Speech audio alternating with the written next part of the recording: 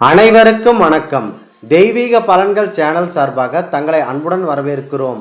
இன்று நம் காணொலியில் காண விரும்புவது பானு சப்தமி சிறப்புகளை பற்றி இந்த காணொலியில் விரிவாக பார்க்கலாம்.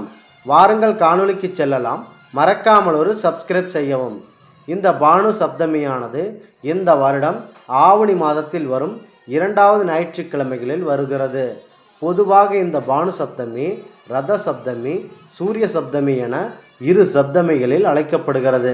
பானு சப்தமி என்பது சூரிய பகவான் அவர்களை முழுக்க குறிப்பதாகும்.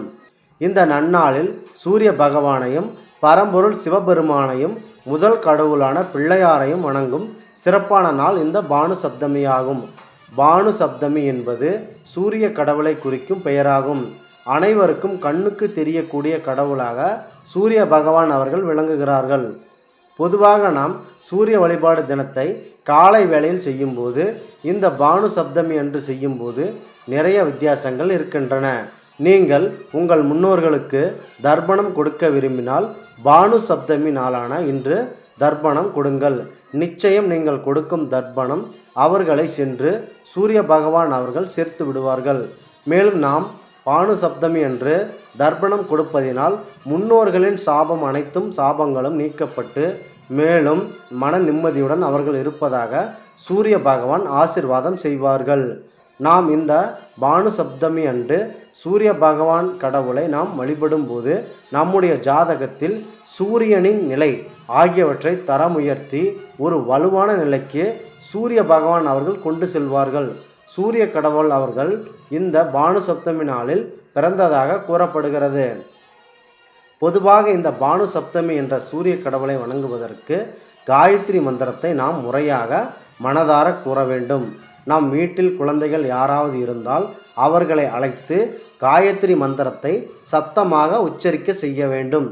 மேலும் தொழில் பிரச்சனைகள், பகைவரால் உண்டாகும் தீய விளைவுகள், நீண்ட நாளாக நஷ்டத்தில் செல்லும் நம்முடைய தனிப்பட்ட வாழ்க்கை போன்ற அனைத்து பிரச்சனைகளும் கொண்ட மக்கள் பானு சப்தமி என்று சூரிய கடவுள் மற்றும் நாங்கள் கூறியுள்ளும் மற்ற கடவுள்களை வணங்கினால் நாம் மிகவும் சிறப்பாக அமையும்.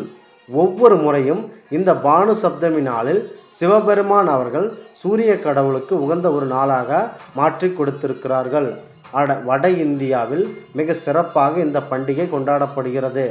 தமிழ்நாட்டில் பெரும்பாலான ஆலயங்களில் நாளை சிறப்பு பூஜைகள் செய்வதற்காக கோயில் நிர்வாகங்கள் முன்னெடுத்து வருகின்றன. அனைத்து தெய்வங்களுக்கும் ஒவ்வொரு பிறந்த உகந்த நாள் இருக்கும். இவ்வளவு ஒரு பிரகாசமான ஒளியை கொடுத்து மற்ற உயிரினங்களுக்கும் ஒரு உயிராய் இருப்பது சூரிய கடவுள் மட்டுமே. அவர்களின் ஒளி பிரகாசத்தை சிவபெருமான் அவர்கள் நமக்கு பூமிக்கு தந்துள்ளார். சிவனை நோக்கி நீண்ட நாள் தவம் இருந்த சூரிய கடவுள் அவர்கள் அவருடைய பிறந்த நாளும் இன்று இந்த பானு சப்தமி அன்று சிறப்பாக கொண்டாடப்பட்டு வருகிறது. அந்த தினத்தில் நிச்சயம் சிவபெருமான் அவர்கள் சூரிய கடவுள் அருகே முன் தோன்றி எவ்வளவுதான் இருள் சூழ்ந்த நிலைகள் வந்தாலும் மக்களின் மனநிலை வாட்டினாலும் அனைத்து உயிர்களுக்கும் ஒரு தாய் தந்தையரை போன்று எப்பொழுதும் பிரகாசமான ஒளியை கொடுக்கும் சக்தியை கொண்டவனாக பூமியில் அனைத்து மக்களாலும் போற்றப்படும் பெரும் கடவுளாக நீங்கள் காட்சியளிப்பாய் என்று ஒரு அழகான வரத்தை கொடுத்தார் சிவபெருமான் அவர்கள். மேலும் உன்னுடைய வெளிச்சமானது எப்பொழுதும் அணையாத ஜோதி போன்று காட்சியளிக்கும். அந்த பிரகாசத்தின் ஒளியால் பூமியில் ஒளி பிறக்கும் என மேற்கொண்டு ஒரு வரங்களையும் அளிக்கிறார். இவ்வாறு அனைத்து வரங்களையும் சூரிய கடவுள் அவர்கள் பெற்றுக்கொண்டு ஸ்ரீ பரம்பொருள் சிவபெருமான் அவர்களின் ஆசைப்படி பூமியில் உள்ள அனைத்து உயிர்களுக்கும் இயற்கையாக விளங்குகிறார்கள். எனவே தொழில் பிரச்சனைகள் உள்ளவர்கள், நீண்ட நாள் கடனில் சிக்கி தவிப்பவர்கள் மற்றும் தான் முன்னோர்களுக்கு சரியாக தர்ப்பணம் கொடுக்க முடியாமல் இருப்பவர்கள் இந்த பானு சப்தமி என்ற நீர்நிலைகளில் நிச்சயம் தர்ப்பணம் கொடுங்கள். அதற்கு உகந்த நாள் இதுவே.